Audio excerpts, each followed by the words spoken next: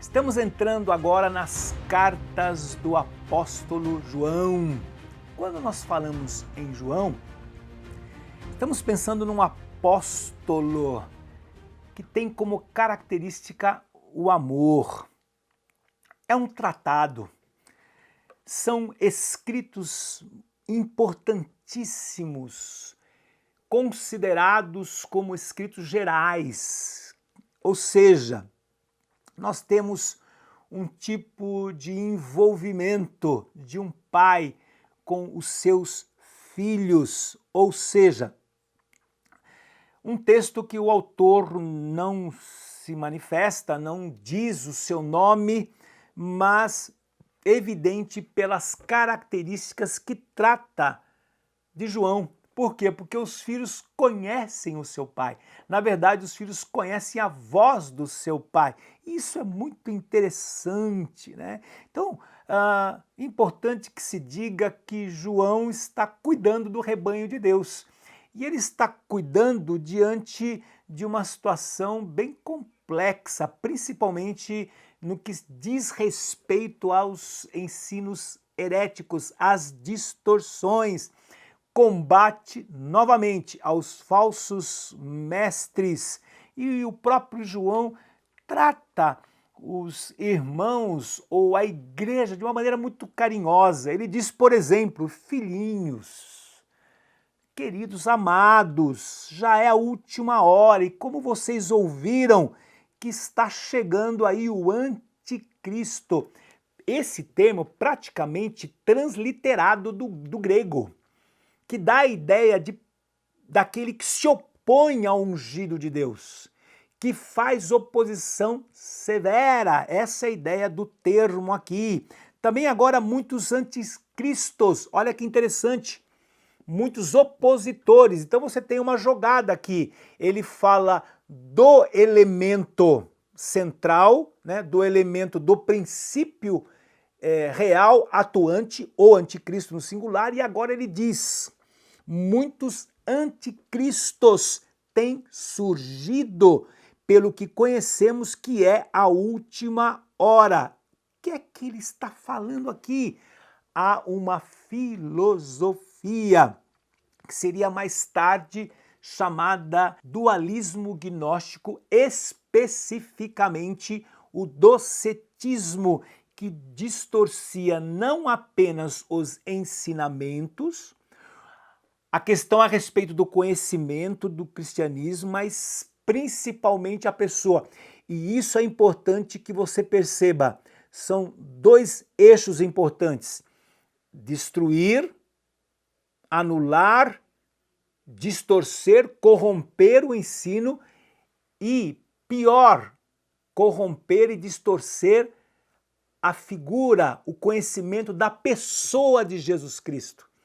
Isso não seria algo que pararia aqui, mas continuou com outros tipos de distorções e as tentativas de afetar o conceito da pessoa de Cristo, ou esvaziando a sua humanidade, ou esvaziando a sua divindade, ou esvaziando o sentido da união entre as duas naturezas, porque Cristo é plenamente humano e plenamente divino, ou então propondo que, na verdade, Deus se manifestou de alguns modos durante a história. Nada disso. João vai esclarecer aqui, vai combater esse docetismo que ensinava o quê? Ensinava que Cristo não poderia ter vindo em matéria porque a matéria é má. Cristo seria um tipo atual assim de um holograma, ou na antiguidade um tipo de fantasma, alguém que não tem matéria, alguém que não tem corpo. Por isso que fica evidente que logo de saída João diz isso: aquele que nós vimos e as nossas mãos, apalparam. Nós colocamos a nossa mão no corpo de Jesus. O Senhor Jesus tinha matéria. E é interessante, né, que João ele se manifesta assim de maneira muito particular, muito pessoal em todas as suas epístolas, e ele também trabalha, olha que interessante, né? Como nós estamos falando de dualismo gnóstico, ele irá trabalhar aqui estes dualismos, mas do ponto de vista do cristianismo, ou seja, de fato, existe aí as questões, né, duplas da existência, mas não desta maneira, não entender que você tem um tipo de criação material e uma outra criação espiritual, que são dois deuses distintos, mas apenas um Deus, e tudo que Deus criou é bom. O problema foi a desobediência, o pecado, o princípio de morte que entra e afeta tudo e todos, tornando tudo e todos passíveis de corrupção. Este será um ponto importante e João então tratará de elementos interessantíssimos que testam a fé, testam o coração, mais ainda, testam o cristianismo destes irmãos da igreja e efetivamente conduz a um conhecimento verdadeiro, não um gnosticismo estranho, mas um conhecimento da verdade de Deus. A Rádio Transmundial é um veículo de comunicação presente em 80% do planeta e que tem como objetivo levar as boas novas do Evangelho aos que não a conhecem, bem como dar crescimento e maturidade cristã àqueles que desejam servir a Deus de forma integral. Mais informações em www.transmundial.org.br. Transmundial, para todo mundo ouvir.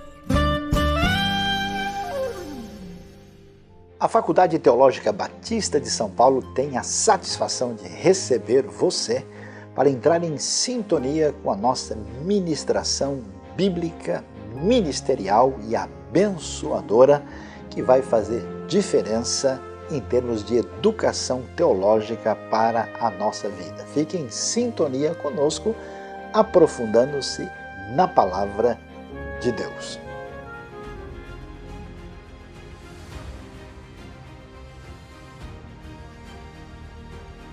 João escreve as suas epístolas, 1ª, 2ª e 3ª João, para estes filhinhos, para esses cristãos que estão enfrentando problemas sérios, ou seja, estamos pensando na segunda metade do 1º século, e João então escreve aqui para fortalecer e para proteger a igreja do Senhor Jesus Cristo.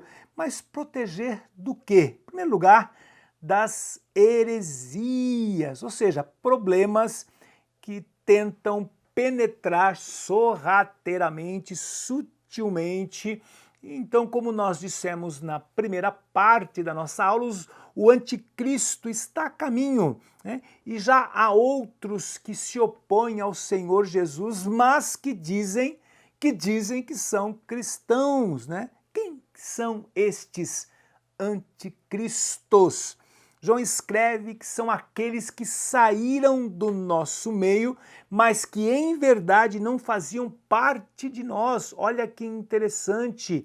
Em outras palavras, se eles tivessem um envolvimento eficaz e verdadeiro com a igreja, eles teriam permanecido conosco ou teriam permanecido na igreja, mas o fato de terem partido mostrou de maneira efetiva que nenhum deles tinham origem de fato ou foram inseridos na comunidade pelo Senhor Jesus. E daí vem então a advertência de João aos seus leitores.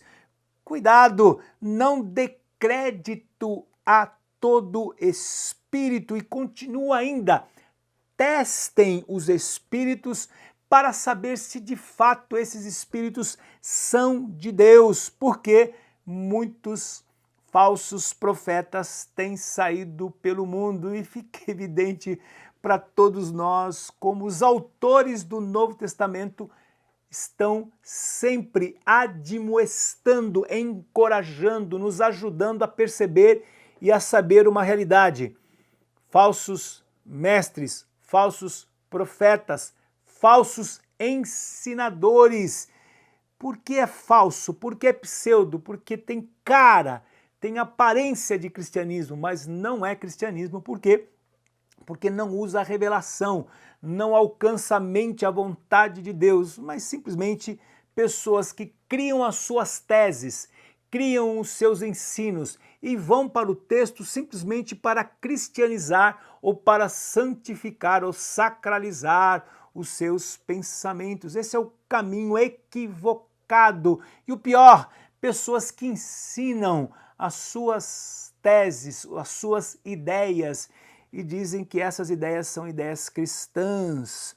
Por isso que João irá estabelecer uma doutrina muito importante, uma cristologia, um ensino a respeito de Cristo, um ensino efetivo, ou seja, esse é um tema central em João, o ensinamento da pessoa do Salvador, que ele é tanto humano quanto divino. Lembre-se, contra aquele ensino docético, ou seja, que dizia que Jesus Cristo era uma mera aparência, que ele nunca se materializou, e na introdução nós já temos esse ensino a respeito da humanidade e divindade do Senhor Jesus Cristo.